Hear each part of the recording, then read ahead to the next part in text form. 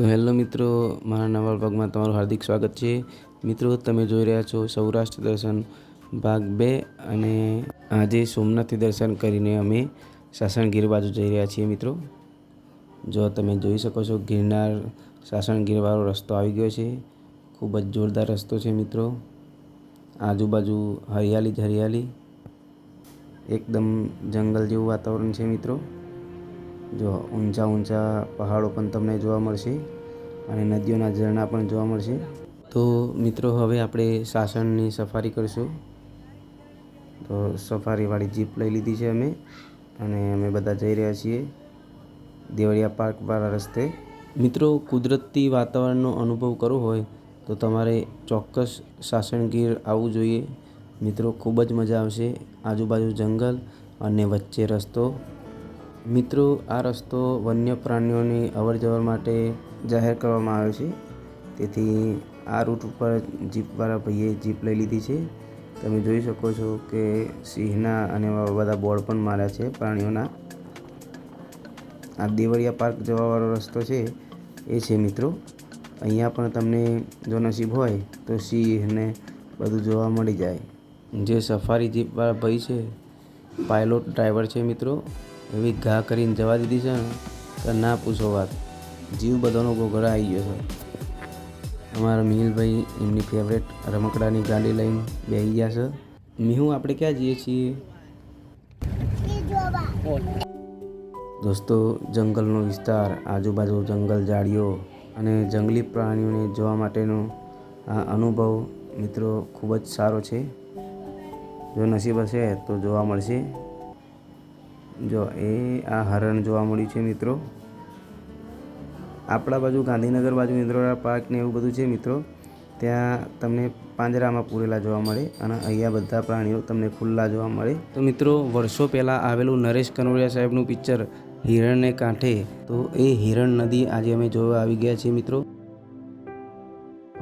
મિત્રો, નદીનું વાતાવરણ પણ ખૂબ જ જોરદાર છે, એકદમ આઈ કેચિંગ છે। શૂટિંગ બૂટિંગ કરવું હોય તો સૌથી બેસ્ટ લોકેશન છે મિત્રો। આગળ મગરો જોવા જઈએ છીએ મિત્રો। જો એવું લાગે છે કે ડિસ્કવરી ચેનલમાં અમે જાતે જ આવી ગયા અને જંગલનો નજારો જાતે જ ચાલીને જોઈએ છીએ।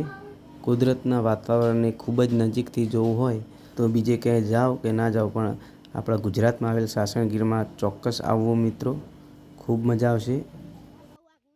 જો અમારા મહેમાન આવ્યા છે ધીરે ધીરે, આ અમારું બધું ફેમિલી છે। તો નદીના સામા કિનારે ફાઇનલી અમને મગર જોવા મળી ગયું છે। જો આ ઝૂમ કરીએ તો તમને પણ દેખાશે, 2 થી 3 મગરો છે મિત્રો। એકદમ ધારીને જોઈએ તો દેખાય છે। જો એક આ રહ્યો પાણીની અંદર છે, એટલે આમ સહેલાઈથી જોવા મુશ્કેલ છે, પણ એકદમ ધારીને જુઓ તો તમને ચોક્કસ મગર દેખાય છે। અહીંયા જો એક મગર આ રહ્યો મિત્રો। નદીના પાણીનું વહેણ સતત ચાલુ છે। મગર અમારો અવાજ સાંભળીને બહાર આવે છે।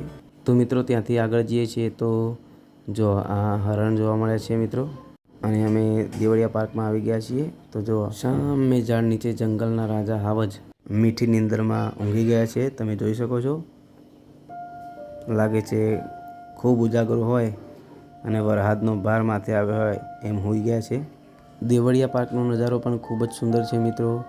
નાના નાના એકદમ કોતરો સરોવરો જેવું છે અને ઝાડવાઓ છે, તમે જોઈ શકો છો। અને આ ખૂબ જ સુંદર નજારો મિત્રો। 4-5 હરણનું ટોળું, વચ્ચે શિયાળ ભાઈ છે। જો 3-4 શિયાળ ભાઈઓ ઊભા છે,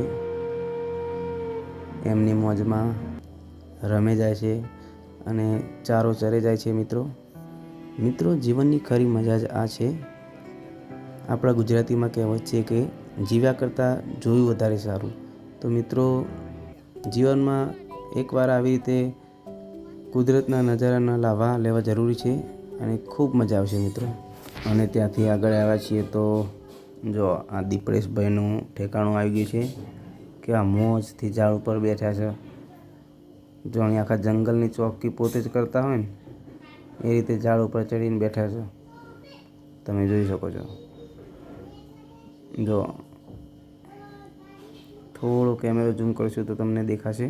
તો અમારું વાહન થોડું દૂર ઊભું રાખેલું છે, તેથી ફોનમાં એકદમ ક્લિયર વિડીયો લેવો ખૂબ જ મુશ્કેલ છે. પણ તોય હું બનતી કોશિશ કરીશ કે તમને દીપડેશભાઈ દેખાય. જો સામે બેઠા દીપડેશભાઈ, શી ખબર શું વિચારોમાં ખોવાઈને બેઠા છે. જો પવન ખાય છે, લાગે છે ઠંડો ઠંડો. એ બીજા દીપડેશભાઈ પણ આવે છે. જો બે ભાઈબંધો છે, લાગે છે જોડી બેહીને વાતો કરશે. તો મિત્રો તમે જોજો હો, દીપડેશભાઈ એકી ફલંગે ઝાડ ઉપર એ ચડી ગયા. જો તો મિત્રો અમારા આવા જ વિડીયો જોવા માટે અમારી ચેનલને લાઇક, શેર અને સબસ્ક્રાઈબ કરો. મળીએ બીજા બ્લોગમાં. Thank you.